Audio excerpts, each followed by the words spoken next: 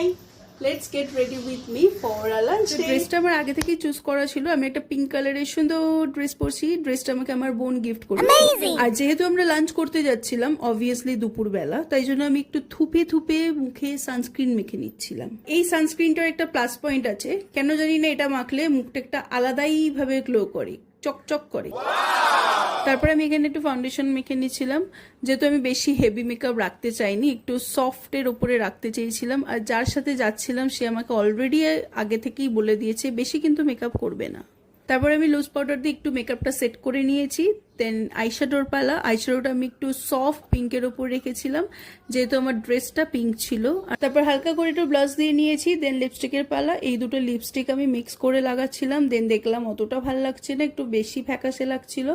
দেন একটা পিঙ্কিশ টাইপের লিপস্টিককে আমি একটু ট্যাপ ট্যাপ করে নিয়েছি। ব্যাস, মেকআপ আমার অলমোস্ট ডান। আমি আইশ্যাডো আর আইব্রোর ভিডিও ক্লিপটা নিতে পারিনি, ওটা একটু ম্যানেজ করি। তারপরে আমি সুন্দর একটা ছোট স্টারওয়ালা ইয়াররিং পরেছিলাম, এটা আমি কিনেছিলাম জুডিও দিয়ে।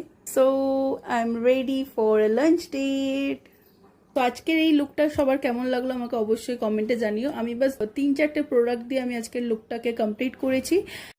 আর তোমাদের প্রোডাক্টগুলোর লিঙ্ক দরকার হলে তোমরা ডেফিনেটলি আমাকে কমেন্ট করতে পারো। দেখা হচ্ছে নেক্সট ভিডিওতে। টাটা।